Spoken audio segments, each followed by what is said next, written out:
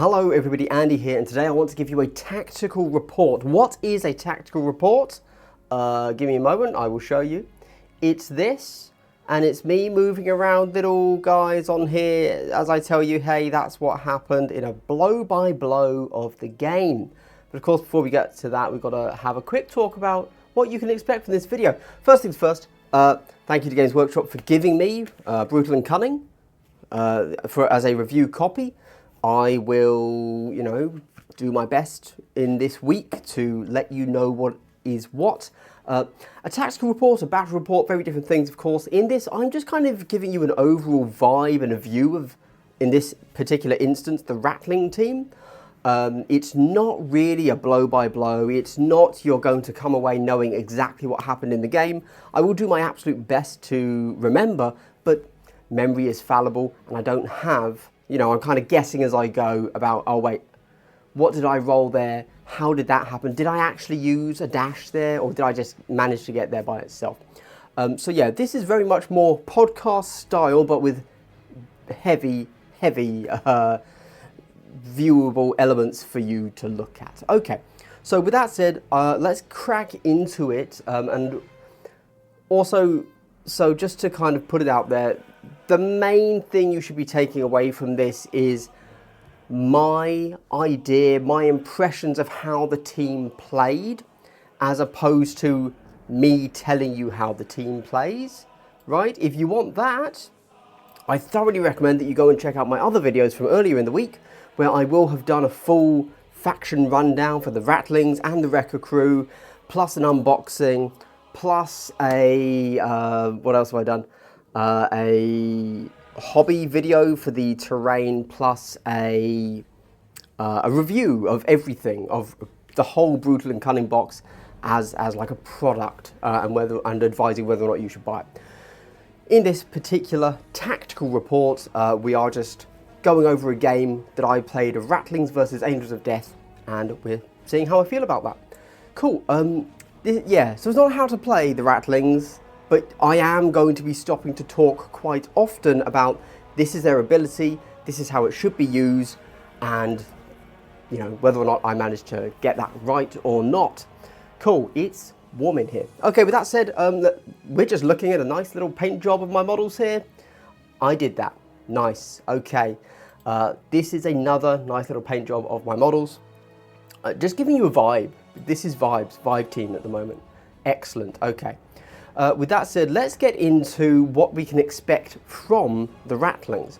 So when you're playing with the Ratlings, first up I've put the operatives list. You probably, if you're watching about Ratlings, you've already seen breakdowns of them, how to plays, that sort of thing. But we do need to firstly know the operatives list. So I have no doubt everybody has already said this. You've picked up the Ratlings. You have, and I genuinely mean you have to play the team with 3 Ogryns. When I say Ogryn, I mean the Ogryn chassis. That could mean Ogryn, or it could mean Bullgryn with any of their 4 possible loadouts, okay? So when I say Ogryn, I'm referring to 5 different chassis there. I've just put the strategy ploys and the firefight ploys up there, whatever, they don't really matter. A key one you're going to be looking for there is frontline assault, which is where your Ogryns when within 3 inches of an objective, or on the enemy team is they get balanced. Now you might be thinking, Andy, why is the first thing you pick out how to use the Ogryn chassis? It's because this team without the Ogryn chassis doesn't exist. There you go. That's just how it is. Yep, we'll get into that a bit more later. But then for the Ratlings, we have to look at Scarpa. Scarpa, when you're looking at a faction, you look at their faction rule. In this case, it's Scarpa. This is a really difficult team to play, as in they're not a basic team. And I think that Vulcus being so heavy dense is just generally doesn't favour shooting teams, right? Cool, that's fine. Neither does Into the Dark, obviously, because it's a lot of heavy. However, Scarpa, Ratlings, they're all about shooting. And Scarpa, as you see right there, you can make a free dash every other activation. So if you're playing into an elite team of 6 models, they perform 1 activation, you can do a dash with one model. They do an activation, you skip it. Then on this next activation, you can do another dash. So against an elite team, you're getting max 3 Scarpers in a turn. What are you doing with those Scarpers is the actual question. You can use them offensively or defensively, which kind of means the same thing really. Or yeah, but I don't know. It's a tough one. Anyway, whatever. The other thing to note about the basic stat line of Ratlings, is that they are a 5-inch move, a 5-up save, 6 wounds. Okay, just keep that in mind when it comes to seeing who's going to do what and beat who. Okay, right. This is the deployment. I will quickly move myself so you can see who's deployed in the bottom right-hand corner. There you go. And I will quickly go over what all of this stuff means. Yeah, so first things first, all of these dots here, the grey circles with black text, this is our equipment. L, that's ladder. M is mine. T is tripwire. Tripwire is something that you can take when you are running the demolitions guy who is down here. BG is Bullgrin. O is Ogrin. I've got 2 of those. I decided to run 2 Ogrins and 1 Bullgrin with Slab Shield and Power Maul.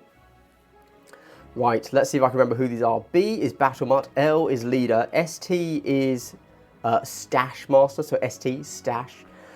C is Comms. SP is Spotter. AT is Anti-Tank, that's your big sniper dude. SN is Sneak. There you go, nice easy team. I'll move myself out of the way here. Deployment, we've got HG, that's Heavy Gunner. I'm against Angels of Death, if that wasn't obvious. They took the super basic, super standard, what I would advise any Angels of Death team to take, which is the first 2, 1 and 2, whatever those chapter tactics are. All of their melee weapons have rending, and they can also do some funky shenanigans with blocking. So HE is Heavy Gunner. A is Assault Intercessor, there's 2 of those. G is going to be Grenade Assault Intercessor. H is like, instead of Heavy Gunner, it's just Heavy. That's your Auxiliary Grenade Launcher, regular Intercessor. And L is Leader for Justian in this instance. And that's it, that's the deployment. Before we talk more about that, let's go and see, we were playing Secure. Can you believe it? This is the first time in the new edition I've actually played Secure. I've very deliberately tried to play the other objectives because I just, it's good to get familiarize yourself with them. But first time ever playing Secure in this edition, a good throwback, good, right. And here's the actual game. These are just, proof that I played the game. You can see, there you go. You might notice these objective markers. Talk about those in a moment. You see I've got a ladder there, I've got a ladder there. I put my tripwires here and here. Mines, when it comes to the Ratlings, and you take the demo guy, the demolition man, the mine works slightly differently. Your Ratlings can't trip your own mine, whereas normally if you take a mine, you can trip your own mine. Now, little bit of shenanigans here with the tripwire. I suspect these will be FAQ'd, but maybe they won't. You can see I've put 1. They're both in my territory, but there's no further stipulation about the tripwires, about they must be placed on the kill zone floor or they can't be placed within 2 inches of accessible. And so when my enemy placed a ladder here, I thought that's bad for me. So I placed one of my tripwires basically right there so that it would trip him and giving me a nice easy shot if he were to be there. And then I place 1 on the floor here, obviously kind of protecting this objective, but mainly blocking this, this doorway here, so that if he goes out of there, the tripwire, what it does is when you move within 2 inches of it, I think 2 inches, maybe control range, but 2 inches, it stuns them, as in they are -1 APL, and it interrupts their activation, so it stops the activation and it goes over to you. Then I'm just showing you what these deployments actually looked like, because you're seeing this here, this little blob here. What that actually was this. There you go. Cool. And then on the other side, you see, so there's the Sneak is under there, even though you can't see that he's under there. On this, you might think they're both up top, but there's no way for me to show what's up and down there. And then on the enemy team, you've just got the guys. Cool. You might be thinking, Andy, why don't you have any tokens down next to any of your models? To just quickly point out why that is, fair question. When it comes to playing games, there's absolutely no need to put down a token until they've activated in the second turn. There you go. So I tend to not put down my tokens until their second activation, or their first activation in turn 2, because everyone's concealed, and as you're going through your movement, in general, only a bad player or a player that makes a mistake, doesn't mean they're bad necessarily, is going to actually give you a shot turn 1. Anyway, cool.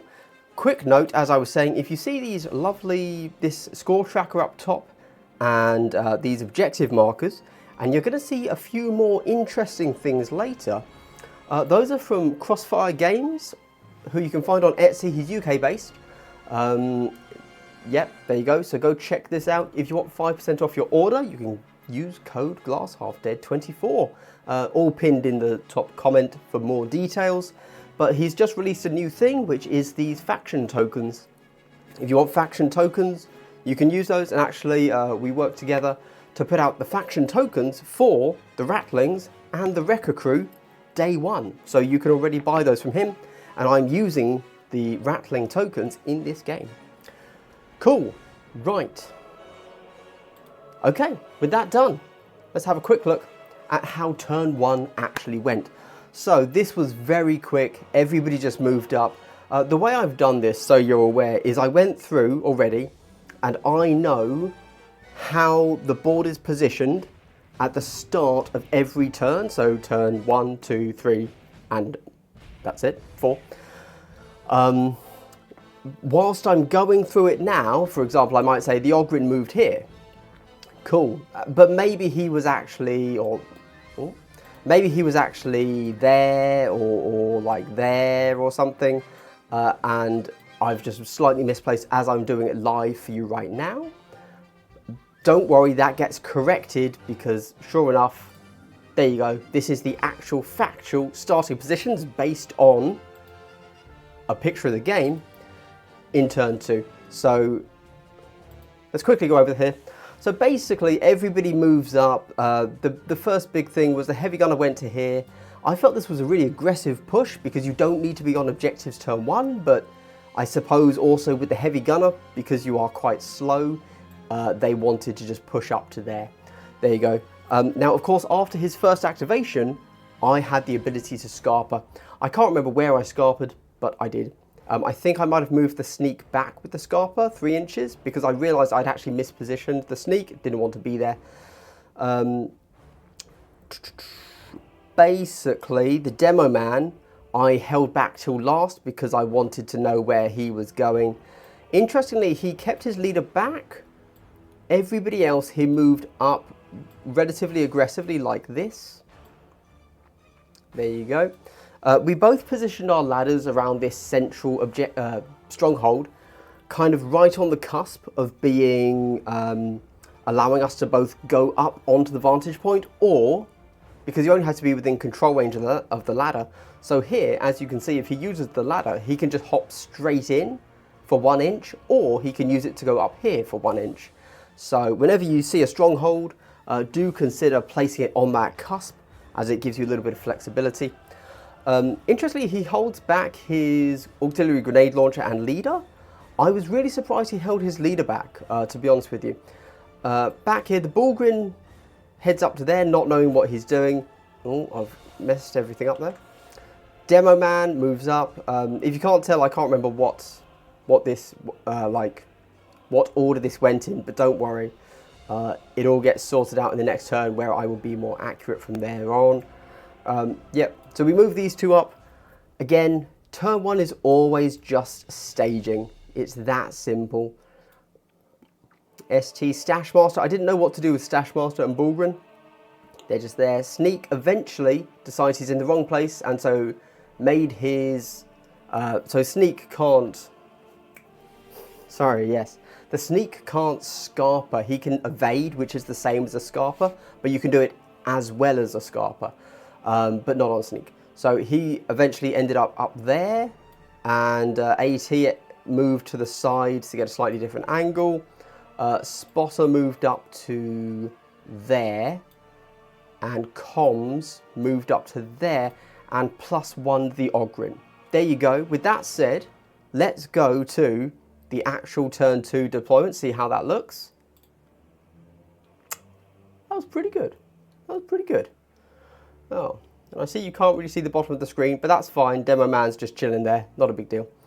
He probably wasn't that far over, but yes, he was, because you can see him right there. There you go. So that is turn 1 done. That is our staging done. Cool. So going into turn 2, we now have to consider, okay, we can start scoring, we can start playing the crit op, we can start going hard.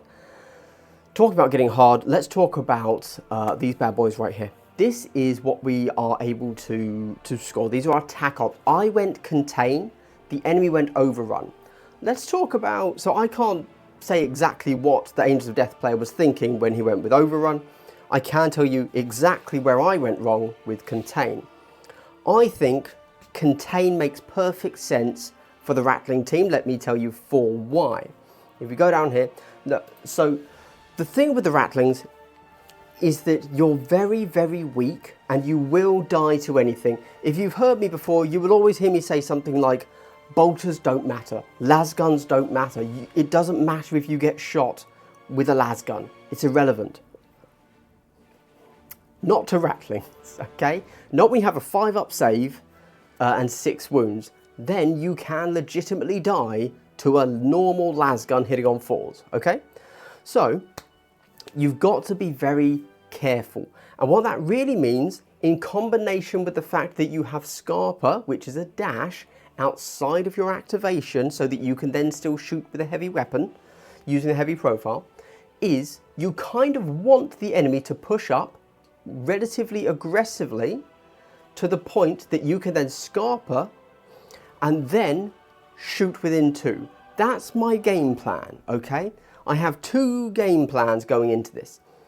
We'll talk about those in a moment. But so I was thinking, okay, every time he pushes up to within my side of the board, all I'll do is Scarper to within 2 and shoot him. And that's how I'm going to play the game. I will never push onto his side. I won't even try to get his objective. I'm going to let him come to me because he's Angels of Death, which want to melee me. And yes, he'll get those kills, but then the rest of my team will get to swarm him with acceptable shooting. Okay, that's what I was thinking. Don't know if that worked. However, from his perspective, I'm Ratlings. You 100% want to kill me. And notice that we have opposite tac ops. I want him to not be on my side of the board. He needs to be on my side of the board and get a kill and then live. So these 2 tac ops go directly against each other. Let's see how that goes for me, the person playing the slightly more complex and slightly more difficult team. Cool. So first things first, I won the initiative on this bad boy. I took it because I knew that whatever happened, if I let him take the first activation, he will do something very painful. So I charged with the Ogryn.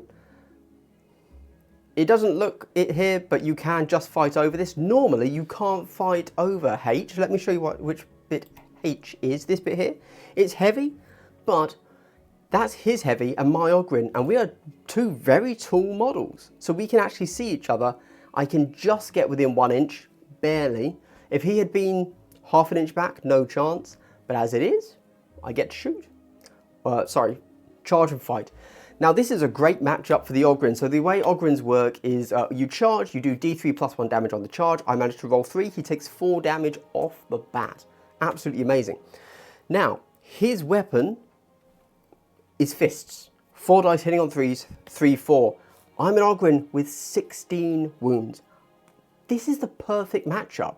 Now yes, he has 18 wounds, but I don't care.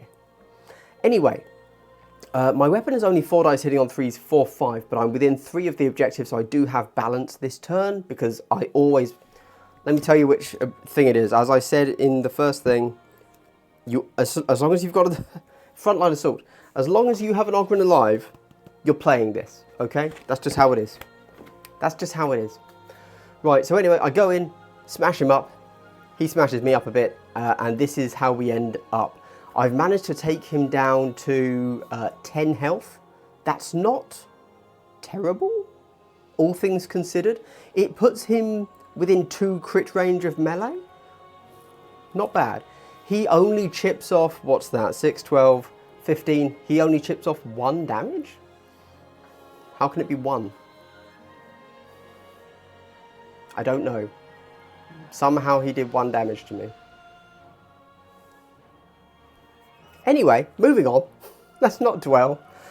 Okay. We then go back and forth a bit. He agonizes for a long time over what to do here. And I think... So I know what I do next. I can't remember what he does next. I think he misplayed this by not immediately dealing... So basically, in Kill Team, once you have an operative that is done, you can forget about it. So he should have seen that and then kind of moved over here and said, okay, I'm going to deal with something here. I'm going to deal with this Ogryn.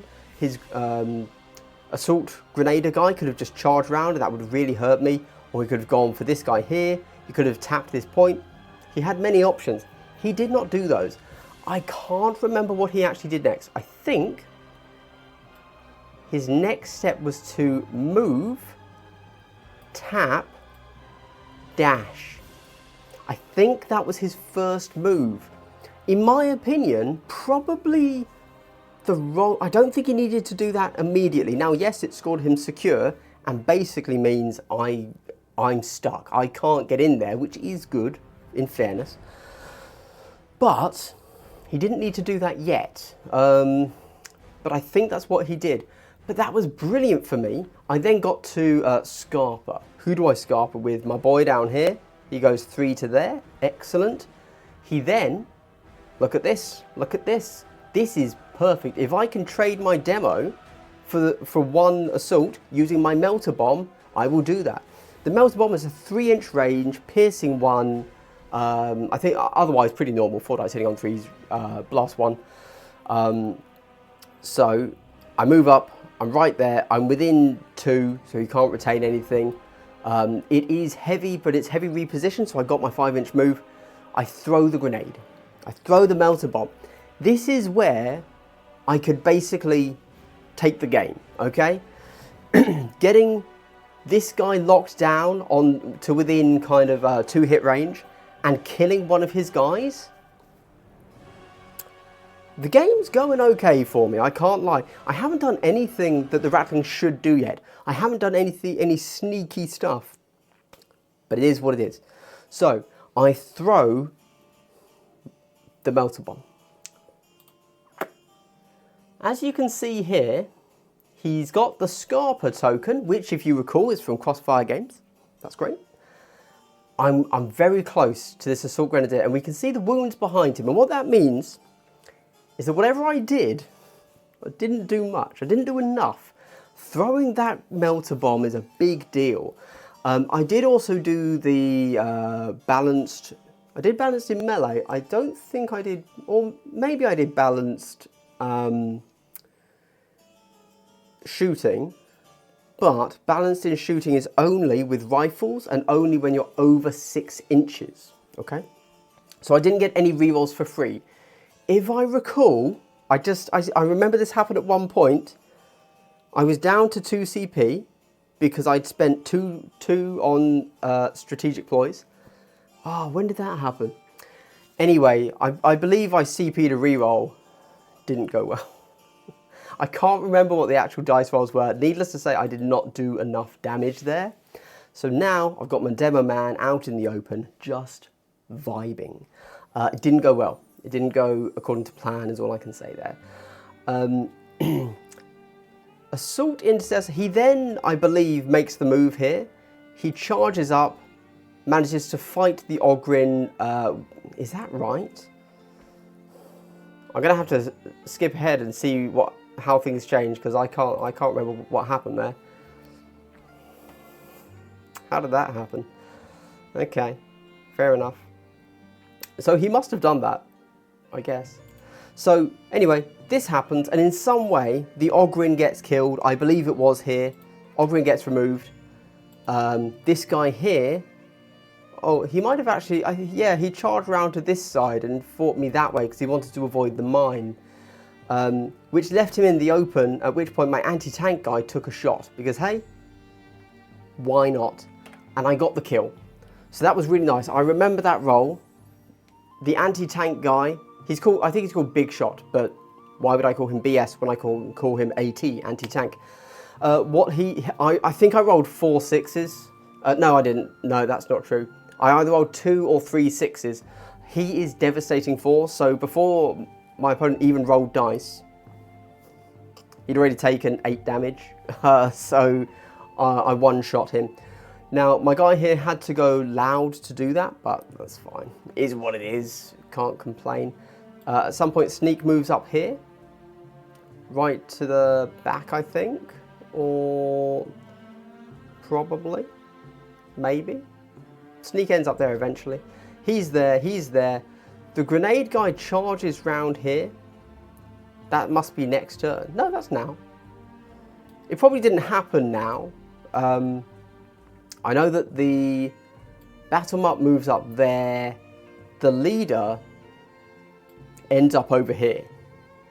Oh, yeah, I remember. I'll do that bit in order. Comms moves up to here, next to the battle mat, and +1's the leader. I remember that. Spotter ends up charging up. I'm not actually within range of the HG. The HG, before the spotter moved, just shuffled backwards so he can't be charged and tapped the point, but stayed on conceal. In fairness, he had no targets. All of my guys are still concealed at this point. So, yep, there you go. Oh, yes, I remember. The Ogryn died by the heavy moving up to there. And I'm pretty sure that gave the Ogryn the kill. Cool. The Stash Master ends up tapping that. Lovely. The Stash Master can tap for free. The Bullgrin, I realised I couldn't get anywhere, so it ends up running to there. Big mistake for me, not in that decision, but in original deployment with the Bullgrin. Assault Grenadier charges to the other side. This was an interesting move. Charges to the other side of the demo, triggering my tripwire. He wanted to get rid of the tripwire to open up that that door. So the tripwire goes. However, that was an intentional decision to move up, trip the wire, which takes an APL off of him and interrupts his activation. He did that so that he was then not susceptible to being shot because he's tied up in melee. However, this is the other big ploy. This is my thing. This is the only thing Ratlings have going. It's called Sharp Shot, okay? You can shoot an enemy that is within combat range of one of your guys. It costs you a CP to do it. It's a firefight point. You're going to do it once per turn. But that's the whole game plan of the Ratlings. Charge in one of your Ogryns. Do what you can. And if that means parrying out the enemy, that's fine. And then shoot them for a CP with one of your big guns. That's the game plan. How do you get your... a lot of your guns to be good are heavy. Heavy cannot move, just heavy flat. Flat heavy. Use Scarper, because that's outside of your activation and therefore you can then shoot. So if you can position all of your stuff so that you are at all times 3 inches away from having a good shot on one of your Ogryns, you win the game. So with him doing that, I knew I was about to shoot him. And who do I shoot him with? I can't remember. Oh, my leader. So my leader moves up to there. Somehow, he must have scarpered to there, which got him just around that targeting line, around that corner with the scarper, and then he shot. And I got the kill. Somehow. I can't remember how exactly, but yep, I managed to take out the grenade launcher on this turn. This guy up here, he does something. Leader, Justian, moves out to there. I can't remember. Justian must have killed the demo guy, because the demo guy dies this turn. He must be gone, right? For sure, for sure. This guy up here killed the Ogryn. That was what he did. He shot first with a crack, and then that was actually all he needed. That killed the Ogryn in one shot. So, although he could have bolted disciplined, obviously, there were no other targets. There you go. After he did that, my anti-tank had a shot and one-shot him. There you go. And that's roughly what I remember from turn 2. So, let's then go and see how it actually turned out. That's roughly what happened. And... okay. Alright. Okay, sure. Ish. That's about right. So, I think what happened was maybe one of these guys ended up in here. My Ogryn fought and charged because the Ogryn now only has 3 wounds. If we look there. Yeah, there you go. That makes sense. So, yeah. What happened was the heavy gunner had fallen back and tapped, so it cost him 2 APL to fall back. And so then, because there was nobody for him to shoot, he tapped the objective for 1. And this Ogryn here, one of the assaults that was here would have gone in, and the Ogryn moved around and fought there. Lovely. And I must have won that, which is pretty great, somehow. There we go. That's how it be. This is the actual live footage view for us. So at the end of turn 2, going into turn 3, I'm feeling pretty solid. I'm not doing great on anything else, but my TACOP gets revealed because although he is over halfway, over the halfway line, he's in my territory. So I've failed on the second VP for secure. He's not within 6 inches of my deployment zone, so I do get 1. Pretty good going, to be honest with you. And this guy probably did kill someone, because I believe that he did score, or maybe he didn't actually. Yeah, maybe he didn't score the TACOP turn 2, sorry. There you go. So anyway, this is how it went down. So going into the next turn, oh, he obviously scores 2 on the crit op, I score 1. It's what it is. It's what it is. With an assault intercessor in there, and my Bullgrin all the way back here, what am I supposed to do? Like, I legit don't know. That's why this was a misplace. Thinking back about it now, I should have made sure that basically this wall here should have been the staging ground for 2 Ogryns and my Bullgrin turn 1, okay? That's what needed to be there. An Ogryn ended up there, the other Ogryn was there, Bullgrin at the back doing nothing. To have a 16 wound model designed for melee at the back of the board, big mistake. Big mistake. He needed to be here to deal with this assault intercessor. Would have been a different game if I'd had that. As it is, and you will find out soon, I think that's probably what did it for me.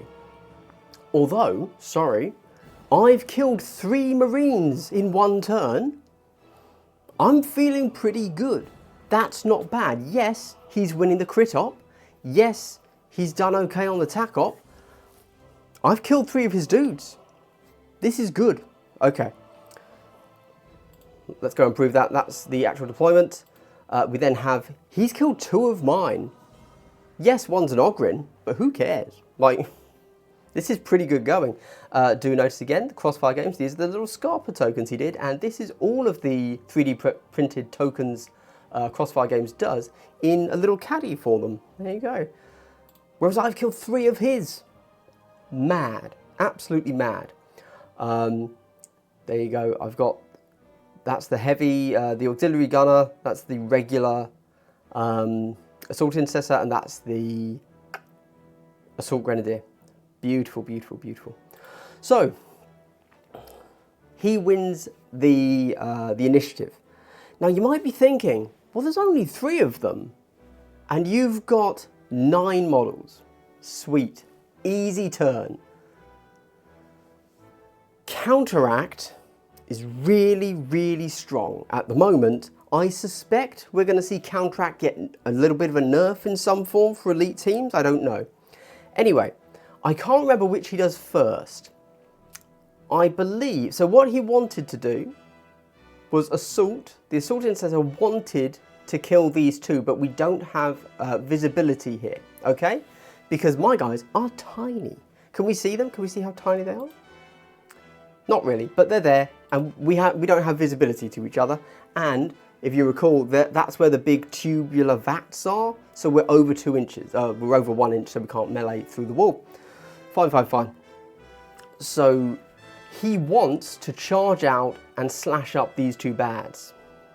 Don't know why I called them bads. However, the B, the battle mutt, means that if an enemy ends a move within 2 inches of any of my models, the battle mutt can do early warning sensor, whatever it's called. He barks, and then all of my guys that have an enemy model within 2 inches of them, and they are within 6 inches of the battle mutt, all those Ratlings can run away 3 inches. So if he were to jump out, I would and assault me or end within 2, I would be able to immediately run away. He was afraid of that, which in hindsight, probably good that he didn't get out of there, odd as it might sound, because if he did, I would have instantly jumped in there and tried to yoink that from him. As it is, with that in there, there's literally no point in me going in, because he would be able to counteract, kill, stand on the point with Justian or something. So I think he didn't know what to do with the other two yet. So he killed the Ogryn. What did he do? He charged round, fought the Ogryn, killing he only had 3 health. So that was a dead Ogryn. And then I can't remember what he did after that, but I managed to use my Scarper with the Stash Master to run to there. That then cock-blocked him from doing something in counteract with Justian. He did get a shot on something. Maybe the leader? I think he shot at the leader, and I managed to roll 2 6s on the leader, so I didn't die, which was an absolute shocker, obviously. The Assault Intercessor shoots that, and that's all he does. He takes 1 action with the Assault Intercessor, and although I'm sad I lost a model, the Spotter, I was feeling pretty okay with it, because honestly, he could have charged, fought the comms and the battle mutt, and yes, I would have dashed away, but he then could have just shot both of them and killed both of them still. And I suspect that if what he'd done is gone to there, but then I'd shoot him with both sneak and anti-tank, so I don't know. I don't know. So anyway, he took 1 shot, killed a dude, done. Right, so Bulgrin moves up to there. These two mess around a bit, because I think Justy was more like there. He was out a bit, and so I managed to get Sneak to use his evade up to there. So I did get to take that's how I did 1 damage. Sneak must have managed to take a shot because he has devastating 1. So I must have rolled a 6 and it all got saved. There you go. Cool. What else happened? I know the leader ends up over here. I can't remember what he did before to get there.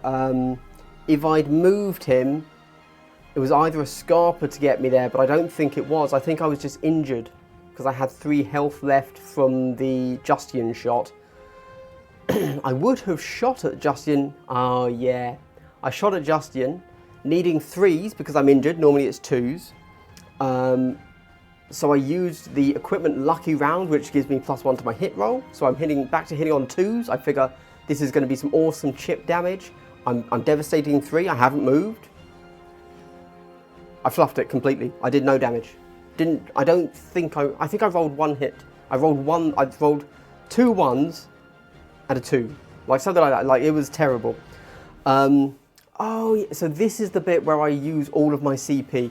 So I use all of my CP for rerolls here because I need 2s. That's fine.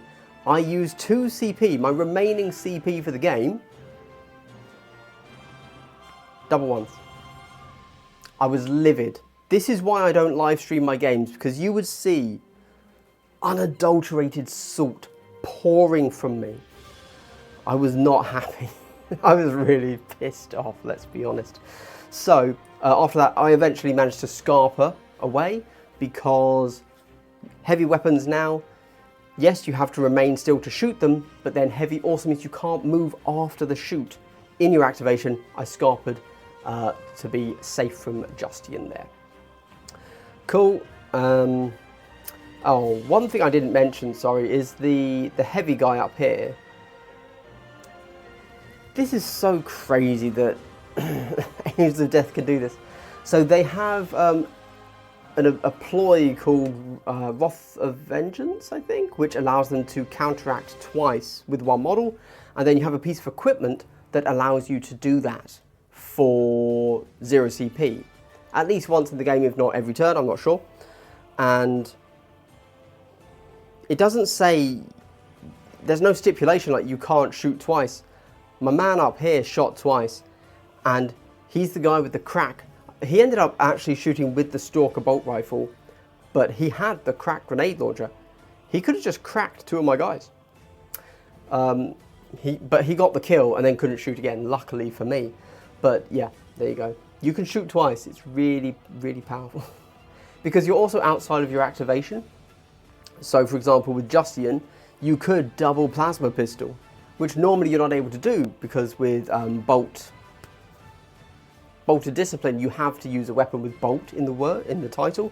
So Justian cannot shoot twice. Who cares when you're out of activation? I'm pretty sure that Justian actually managed to get to there and tap the point back, because I'm sure that I didn't score it this turn.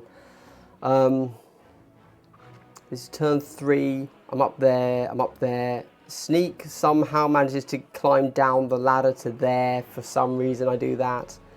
He moves back. I think that's it. I think that's all that happens in this turn. HG moved around to there-ish, preparing for the next turn to kind of jump up to here and take some shots. I would say the mine placement, although it never goes off, has been pretty good. You know, even an elite player doesn't want to take 2d3 plus 3, because Ratlings, when you take the Demo Man, have a better mine. Let's go and see what the actual deployment placing at the end of this turn was. Okay, that's pretty accurate. So I got my turns mixed up. You might be looking here. So C and B are up here. This is at the beginning of turn 4 now. So my comms and my battle mutt have gone up here. They finally move up there because I accept that his assault intercessor isn't going to move. Clearly his Justian did kill my stash master. Must have tapped the point and didn't kill my leader, I guess. These two, C and B, comms, battle mutt, are both up on the vantage point. If he comes up to get me, that means I can finally go into the center point. That does not happen. Cool. He takes initiative. I don't play any strat ploys because I need everything. I will say my opponent did the standard Angels of Death thing, and every turn he played 1 reroll. But I think he always got the reroll wrong. Like turn 1 he played like rerolls within 6. And I think he only meleeed me, so he never needed to use it. Yeah. Anyway. So, he moves up to there, kills my Bullgrin. So it's Bullgrin down, because again, me misdeploying the Bullgrin has been huge. That Bullgrin could have just killed my assault intercessor there, or at least locked him up so that these two could get in to tap the point. Justian actually does just have a bead on the leader and kills the leader, and then goes through the door. So Justine is then underneath here, just sat in the corner. He is just on the point as well, so he's probably a little bit further in, like that.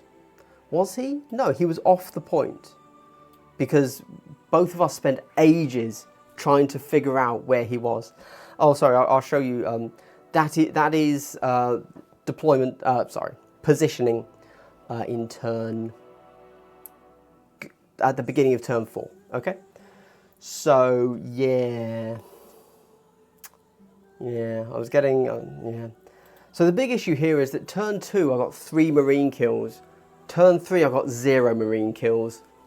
That was really bad. I needed kills. If I had killed one more model, I reckon I could have swung things. Let's see how it goes. Or I could have.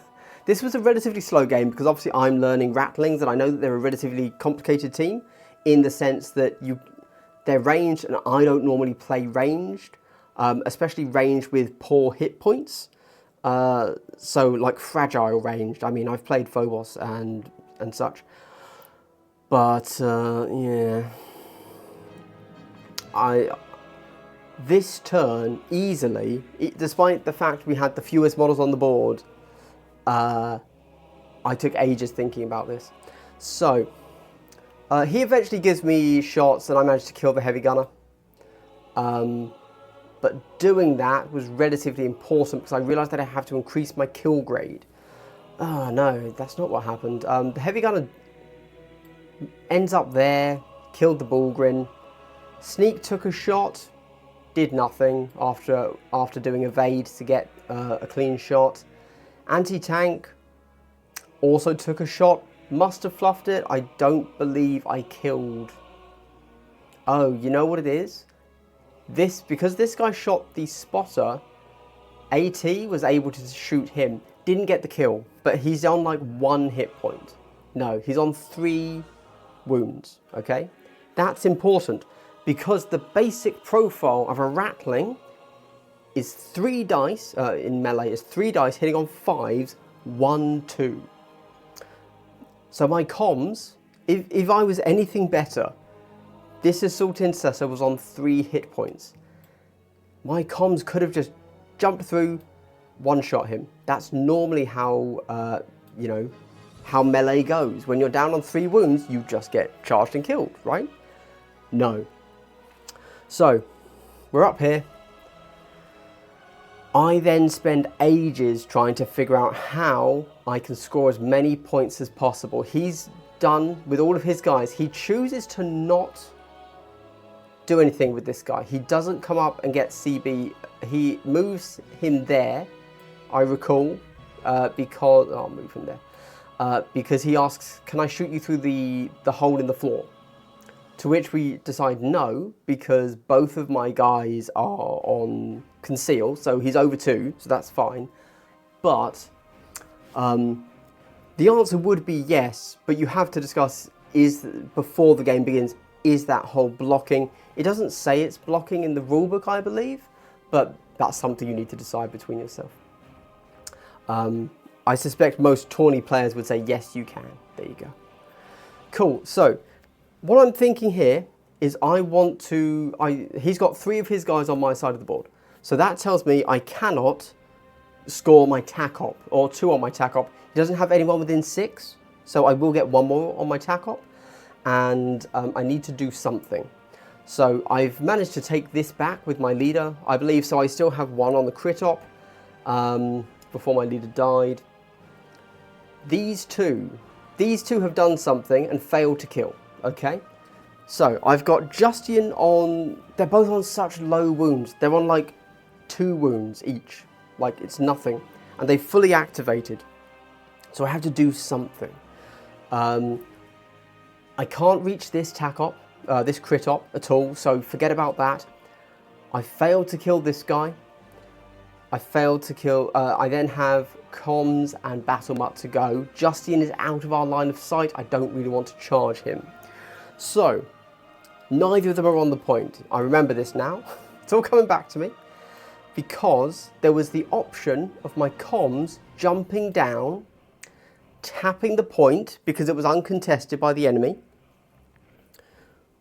which would then mean that I would potentially score, it would be a swing, right? So I would then score 2 on the crit op to his 1 instead of 1 to 2, except he still had the potential to use his Wrath of Vengeance to move 2 inches with Justian and tap the point. So I decided not to do that. I think that might have been what I should have done, to be honest. Anyway, what actually happens is my comms guy has line of sight. I take the shot. I'm devastating 3 weapon, heavy, so I get that kill, remove him from the board. The thinking there was that increases my kill op, and I wanted my kill op to be higher than his because it's then a bonus at the end. Is what it is. I actually can't remember. I assumed the battle much. I think the battle map might have gone down. I didn't. Did I? Long story short, I did kill Justian because that seemed more fun. But I think that to do that, I actually didn't kill this guy. The battle map jumped down, charged, killed Justian, but that didn't make a difference. Maybe the comms killed the HG, I can't recall, because, you know, that's a very impressive weapon he's got. And that puts us at the end of the game. The final score, oh, we then obviously reveal our things, what are they called? Primary op, that's the one. We had both taken TAC op, and I had only managed to score one VP, one victory point every turn. The entire game from turn 2 onwards, he had guys in my half of the board. So my idea of doing a Scarper to a kill completely failed. My idea of running an Ogren in and then 1 CP to shoot in melee, I only managed to do that 1 time. After that, I used all my CP on I used all my CP on 2 rerolls, 1s into 1s. And I was like, I was at an all-time low, let me tell you that. So, I get 1 crit op at the end. I only get an extra 2 from the primary because I scored 3, but you half it rounded up. My opponent also went TAC op, and they scored 4 on the TAC op and put the primary, so also scored 2. But he beat me there on the crit op, having scored 2 every turn to my 1 every turn. But oddly, I beat him on the kill op, so getting that final kill on that final turn put me up to 5 on the kill op, 4 on the kill op, and then I got +1 because I had more on the kill op than he did. He needed 1 more kill as well to put him to kill grade 4, whereas I managed to get to kill grade 4 with that final kill, and that was it. The end result of the game was 12 to 15. There you go. Tactical report done. Whew. Okay, so with that said, let's have some quick final thoughts about the Ratlings. How did I feel about the Ratlings? It's a pickle. It's a pickle. Because here's the thing. When you kill 3 Marines turn 2, it's really hard to say that the team's not good, right? Okay, I had to spike on crits to make that happen with the one dude that has devastating 4, right? There's no piercing in the team apart from the melter bomb, but everybody else has devastating, so you've got to roll those crits. So it feels like it's probably going to be a relatively swingy team just because of that. Piercing is pretty great because, ignore the fact that all the top elite teams can ignore piercing, doesn't matter, because it's consistent. It's almost, the fact that a weapon has piercing is in itself a form of damage because the enemy rolls fewer dice.